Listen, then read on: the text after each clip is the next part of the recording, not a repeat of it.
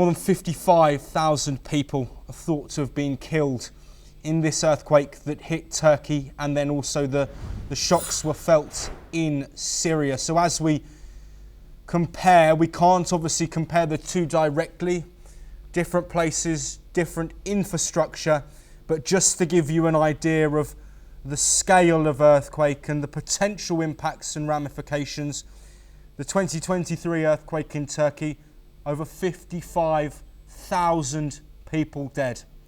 Very developed country facing a civil war and economic difficulties. So many areas of life for those living in Myanmar and Thailand, specifically Bangkok, is going to be challenged. We're joined now by Than Chabochun, who is joining us from Thailand.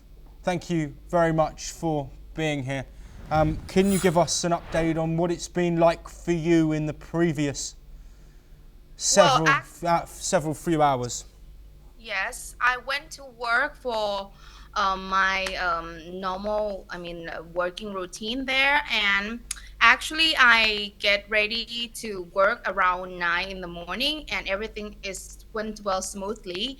We actually have the how can I say, the Thailand Tourism Festival in the Queen National Center, and a lot of people attend to the event. They also have another event that was the books, what is it called, books fair. Actually, they have a very big two event in at the Queen Sirikit National Center. So everything went well till around approximately 1 p.m. if I'm not wrong. And I'm feeling not very well because I feeling it's a little bit dizzy on my mind, on my head, and also I'm talking with my colleague, and finally it seems like I can feel that something like not normal. It's gonna be a little bit dizzy for us and a little bit frustrated. So we sit for a while, maybe 1 or 2 hours, and then 1 or 2 minutes, and then we think that's supposed to be something wrong.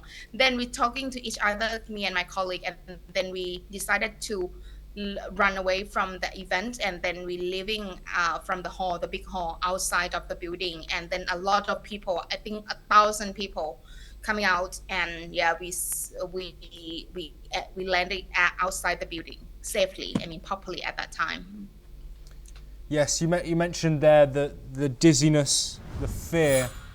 Yeah. How are you emotionally feeling currently? I was very worried about everything. There is a possibility for the decoration for things to collapse down, because how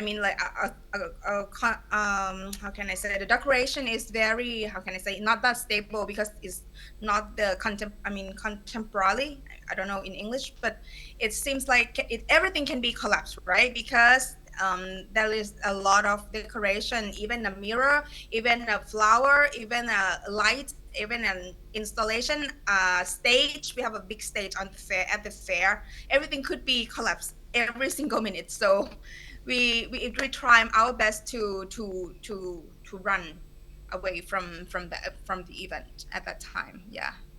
Yes, of course, the building that we've seen collapsed in Bangkok. Are there any reports that you're hearing on the ground of similar devastation to buildings?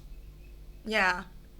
And luckily, me and my colleague, we actually leading the people at that time, because I feel like something wrong, right? So we cannot like waiting for somebody to leading us. So we decided to immediately leaving that building. Yeah, and when get raised out of the building at that time. Yeah, 1,000 people, I can say, a massive kind of people at that event.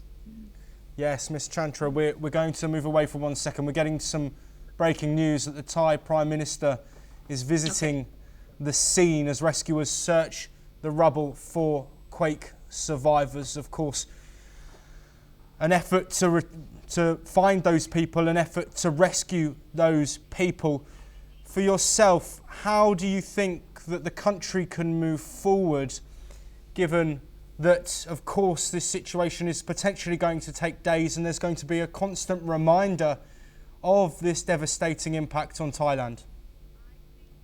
think our government try our best to get back on track because we have a, how can I say, we have a potential for stimulating the economic through the tourism, right? So this is the big chance for us to do things that, like, trying to taking a very good care to organizing to facilitating things that can be help as much as we can for the tourist and also the visitor and also the investor, also everybody, even in for Thai's people, to get to living safely after this kind of the situation for this time. Yeah. Yes, absolutely, Ms. Chantra. 20 years ago, not the same scenes, but similar scenes of destruction. Does this bring back memories for you and for many across the country of that tsunami after the earthquake that we saw? Yeah, at that time I was just only a high school student, and yeah, back for after almost 20 years, it's feel like we realize a lot of things, and also we are, how can I say, we acknowledge and educated from the government, of course, to trying to having, how can I say, awareness in every single minute as much as we can, and because we have to grab things very importantly and we save life, and if we can, we have to taking care of the people around us. To, I mean, like, even me myself at that time, I mean, for the at the afternoon, I got lucky to get a very nice guy to take a ride for me, take a motorcycle back from the city, inner city of Bangkok, back to my place outside of Bangkok, which is for me is very sentimental moment for me. Everybody keep help each other at that time. Yes.